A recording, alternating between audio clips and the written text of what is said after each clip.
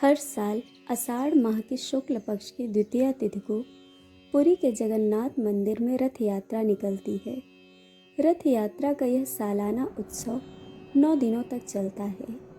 रथ यात्रा के पहले दिन भगवान के रथ को 5 किलोमीटर तक खींचा जाता है और यह रथ गुंडीचा मंदिर तक पहुंचाया जाता है, जो भगवान कृष्ण की मौसी का मंदिर है।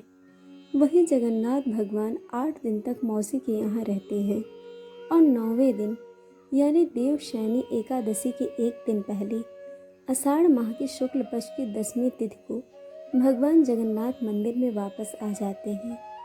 इस रथ यात्रा को देखने के लिए न केवल देश से बल्कि विदेशों से भी भक्तजन आते हैं। जगन्नाथ मंदिर के बारे में प्रसिद्ध है कि यहाँ सबसे पहले खिचड़ी का भोग लगाया जाता है।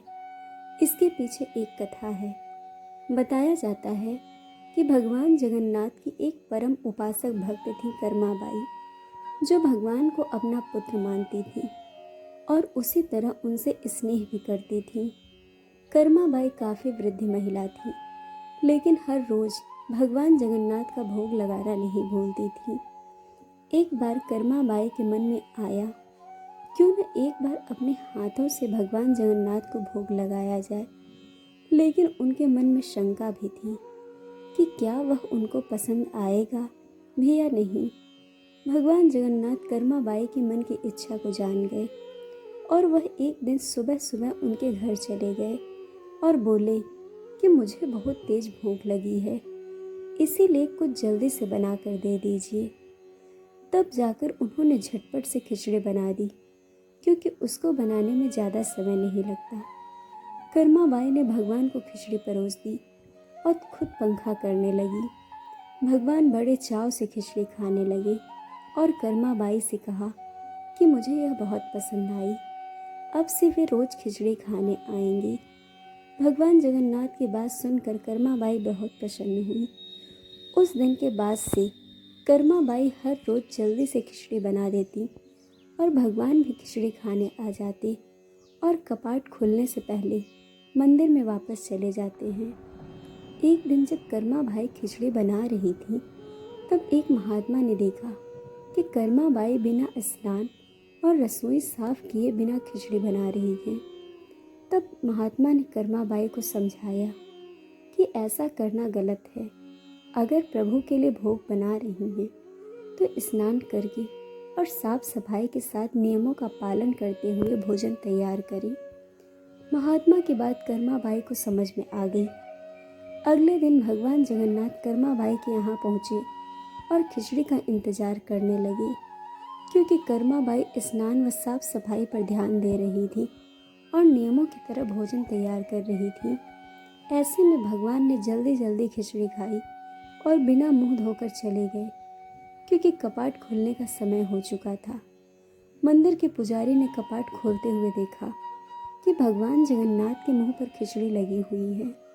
जब पुजारी ने भगवान से इसकी वजह जानी तो भगवान ने सब कुछ बता दिया और कहा कि भगवान तो केवल भाव के भूखे हैं। अगर सच्चे मन से भक्त केवल पत्तों का भोग लगाए तो उसका स्वाद सोने चांदी के थालियों में लगे भोग से ज़्यादा होगा। जो स्वाद भक्त के भाव में होता है वह 56 भोग से कहीं ज़्यादा होता है। जब यह बात महात्मा को पता चली तो उनको बहुत अफसोस हुआ और उन्होंने कर्माबाई से माफ़ी भी मांगी और कहा कि जैसा तुम भोग लगाना चाहती हो वैसा ही लगाओ।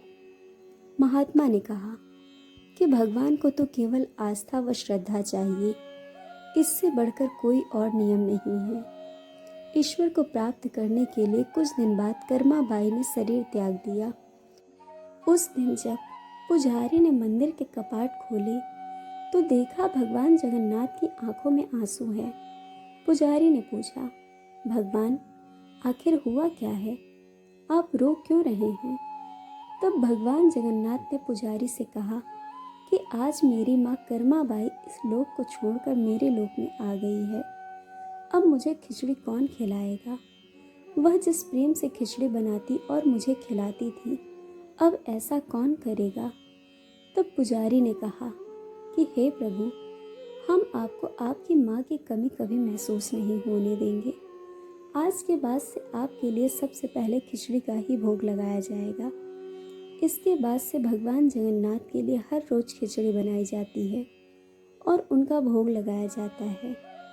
दोस्तों, आपको कहानी कैसी लगी यह हमें कमेंट करके ज़रूर बताइएगा और चैनल को सब्सक्राइब, वीडियो को लाइक शेयर करना बिल्कुल मत भूलिएगा।